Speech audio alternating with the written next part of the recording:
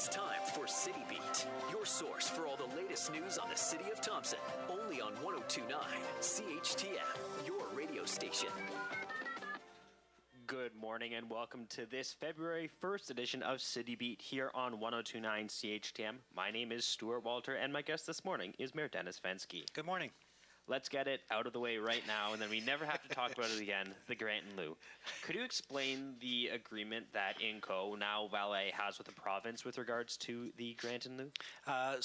This goes back to the 56 agreement, which was signed between INCO and the province of Manitoba and the LGD of Mr. Lake at the time, which basically outlined how INCO and at that time Valet now would contribute grants in lieu of taxes, and there's some clauses in the agreement that basically say that the property that Valet owns would not be assessed. It would pay a grant in lieu, and based on two parts of a formula that have been enforced since day one. One is voluntary and one is involuntary. The involuntary part is based on head count, and so there's a formula applied to the number of employees, both staff and hourly, that currently Valet, previously INCO has, that it would generate X amount of money. Over and above that was there a voluntary payment that INCO previously and Valet makes to date. And that's strictly a business decision by the company to enhance the grant in lieu. And so from our perspective, the minimum amount based on projected headcounts moving forward for 2018 through 2022, the minimum would be in the $1 million range. The voluntary above that, of course, announced in the GIL, is an additional 3.8 in the first year, an additional 2 in the second, third, and fourth year, for totals over the 4 years of 4.8, 3, 3, 3, and 3. In the second years, there is an escalator if the cash flow for Valet proves to be positive in X amount of dollars, then an additional amount of money would be paid on a voluntary basis. And just for clarification for the listeners, that cash flow is just for Manitoba operations for Valet, not the entire huge Brazilian conglomerate. Correct. There were a lot of accusations thrown around during the debate on Monday with regards to the process that was followed. Could you clarify what the process was? Sure, and the process has been open and transparent since day one, and I really want to question the motives of councillors who continue to bring up this conspiracy theory and this continuing of condemnation of the GIL committee and their ability to discuss the grant in lieu. Moving back to 1999, where the most recent significant decrease in the grant in lieu occurred, it went from a gross amount of $7.5 million to the previous amount of $6 million. And again, there is no negotiation. It's a discussion in regards to the impact of decisions made by the corporation. And the city's position is to clarify those indications and hopefully be able to influence the voluntary payment of that. So as per the structure, this council determined that a GIL committee would be formed. It was by the consensus of council, and they were tasked with presenting the city's case in regards to any reduction to the grant in lieu and what impacts that could have on the City of Thompson operations.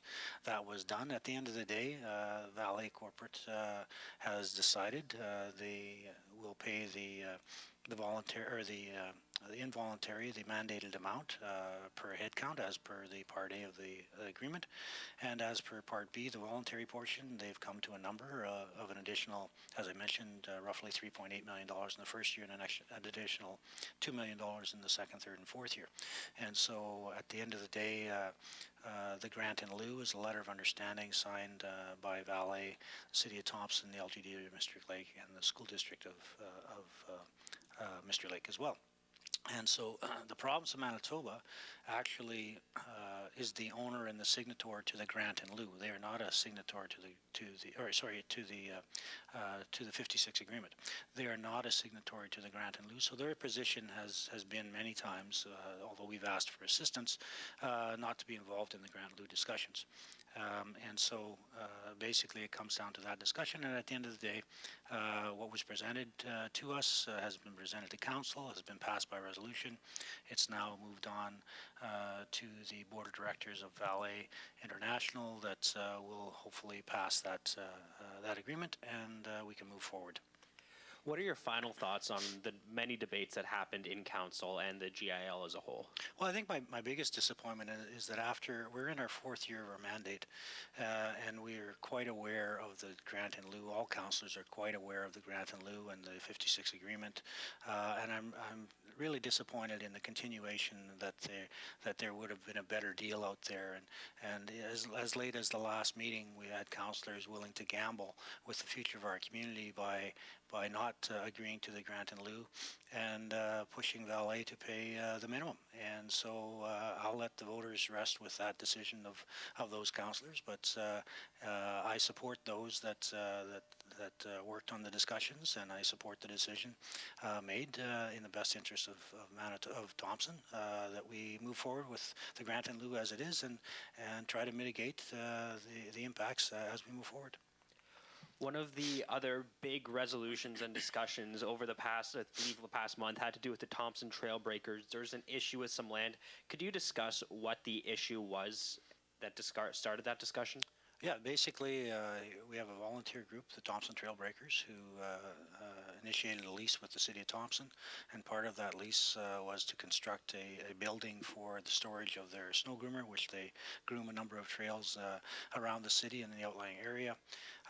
During the construction phase of that, there was an error made by the contractor in locating the building by engineering pins that are out there, and it was constructed on a site plan that included the roadway.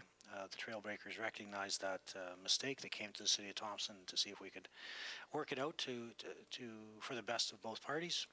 Administration met with the organization. There was opportunity to work around the issue, and that issue was brought to development review. It was discussed. It was brought to council. It was discussed, and ultimately the agreement brought forward at the last Monday's meeting to resolve the issue, and we'll move forward, and the Trailbreakers will continue with their construction and continue providing the valuable service that they do.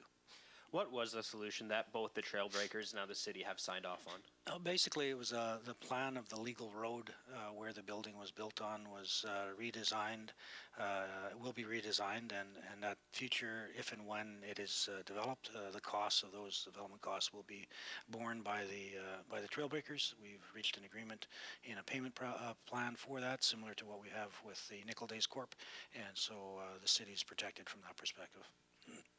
One of the resolutions that was before council and passed, surprisingly without any real debate or any opposition, was a resolution allowing the sale of cannabis here in the city.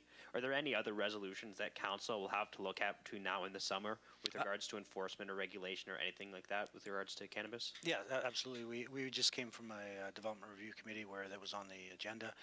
We will have to look at zoning bylaws. We are getting assistance from the province of Manitoba, and they've prepared a document that assists communities across Manitoba with their zoning amendments. So we will have to move forward with that.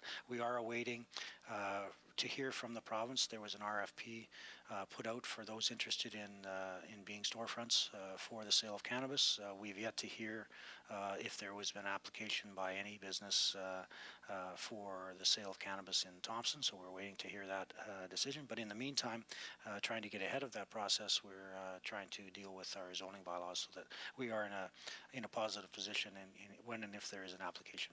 And would there have to be any changes with regards to bylaws or RCMP numbers for enforcement? No. Change to the bylaw, yes, from a zoning perspective, in regards to a permitted use or a non-permitted use. In regards to enforcement, not really. We will continue.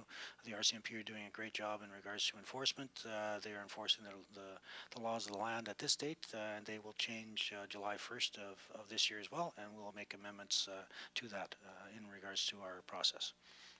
It is going to be an extremely busy weekend at the TRCC. There's a lot going on. Before that, though, it's RCMP Day today. Absolutely. I just want to congratulate all the members in Thompson and the Rural Detachment as well for the great job they do. They certainly go underappreciated in many instances, and in a lot of cases, they're seen not in a positive a positive interaction with public, but they are also there in times of need and safety, and they're the first ones out, along with our first responders in any event. Most recently, the big fire we had over Christmas, and so I just want to commend all of the members for the work that they do. They are appreciated by the City of Thompson. We hope that they work safely, and that we urge the citizens of Thompson and the surrounding area to respect the RCMP for the work that they do and to assist whenever possible. Like I mentioned, it is a busy weekend at the TRCC. There's Winterfest, there's hockey, and there's a job fair. I'll let you go over all of that. Sure, yeah, absolutely big weekend in Thompson. This snow doesn't slow us down. Winterfest starts tomorrow for the 3-day weekend. We've got lots of events happening on the TRCC. As you said, it's going to be a busy place. Opening ceremonies are at 7 p.m. on Friday night for Winterfest. Hockey, as you mentioned, the North Stars are at home against the Eastman Selects Friday and Saturday. The Wolves are at home against Parkland Rangers Saturday and Sunday. So again, the rinks will be fully operational, and I should say the CA Nesbitt is up and operational as of this morning. So the games will be in the CA Nesbitt Arena. And lastly, the jobs fair being produced by Thompson 2020 and all of the partners. Opening ceremonies are 6 p.m. at the TRCC. This is an opportunity that those are affected by the announcement by Valet. Not only valet workers, but all workers in our community will have over 22 exhibits of employers looking for potential employees or for training opportunities. So drop down and come and see what they have to offer. I understand for those that are interested in the Class 1 drivers, there's a really good lab in place that will be there for the weekend in regards to looking at getting your Class 1 driver's license as well. Like you mentioned, there was a lot of snow. The snow didn't slow us down, but there was a lot of it that came down with the winds. Could you give the latest on snow removal? We're trying to move it as best we can. We have a public work meeting this afternoon. We'll address some remedial work as well to enhance what we're already doing. But again, understanding that the roads are in rough shape. I just drove down Selkirk Avenue, and you got to be cautious because of the ruts. That's the reality of our times right now. So we caution people to drive to the conditions of the road. And as always, around the school zones, the piles are getting higher.